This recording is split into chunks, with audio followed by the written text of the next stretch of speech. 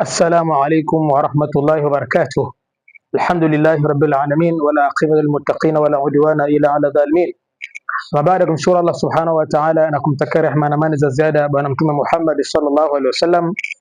Awali yote jitambulishe kwanza kwa jina, naitwa Sheikh Ridhwani Swedi Jabir, imam, lakini pia kiwa nimedumu katika idara mbalimbali za kwa ajili ya maimamu na walimu madrasa.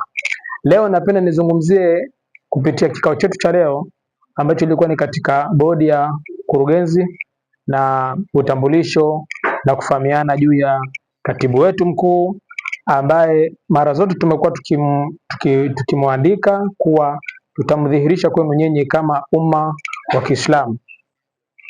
Alhamdulillah, kikao kimeenda vizuri, na moja ya jambo ambalo nataka nilizungumzie kupitia nafasi yangu kama naibu katibu mkuu mawasiliano na mahusiano taifa.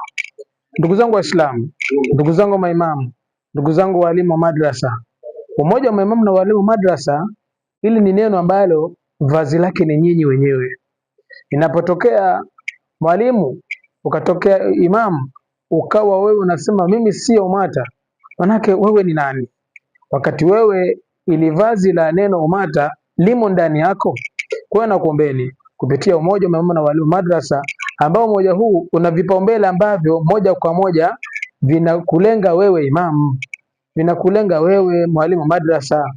Changamoto inayopatikana namna ya kuviendea, na hii tumekuwa tukirudishwa nyuma kwa sababu ya kutafuta wale viongozi ambao wana uchungu na wana maono marefu katika hili jambo. Alhamdulillah, leo tumekutana na tumempata katibu mkuu msomi, katibu mkuu ambaye amebezi katika nafasi nyingi zaidi za kielimu, kwa maana kwamba ni msomi wa dini na pia ni msomi katika taaluma za kielimu ya kisekula, lakini vile vile kupitia kwa naibu utawala wa fedha, ambayo kwenye fedha huko ndugu zangu, ama kwenye uchumi, ndiko mahali ambapo sisi kama maimamu, sisi kama walimu tunatamani leo na kesho na sisi tuendeshe magari, tunatamani tuwe na majumba, tunatamani tuwe na maisha mazuri ambayo tunayaona katika maandiko walioyaishi kama Nabii Suleiman, lakini pia tunatamani tuyaone maisha ambayo tunayasimulia na kuyaona baadhi ya katika watu ambao mara zote tunawaambia anfiqu mimma razaqnakum,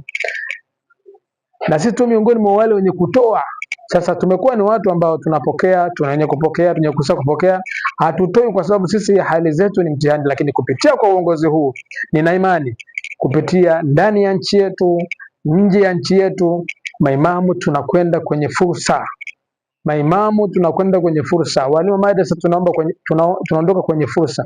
Hivyo tunapokuja na vipaumbele vyetu katika mikoa, katika wilaya, basi tunakuomba mtunge mkono, lakini pia kusitokee faraka ambazo mara zote zimekuwa katika kuturudisha nyuma kama Waislamu, kwa kuwa logo ya nembo yetu kama maimamu inasema wa'tasmu bihablillahi jami'an wa la tafarraqu, na Mtume Muhammad sallallahu alaihi wasallam amesema katika hadithi, idha ra'aka akhuka khalafatan farahimu.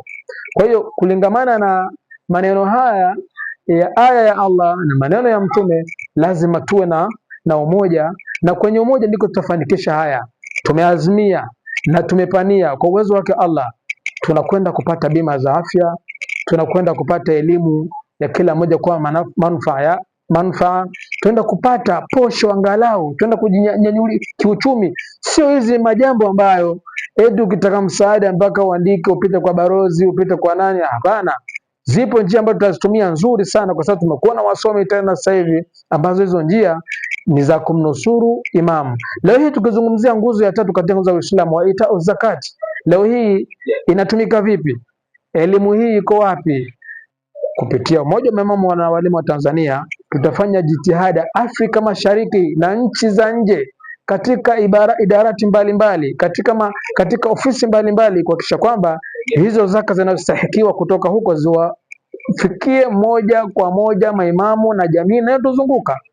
Wassalamu alaikum wa rahmatullahi wa barakatuh.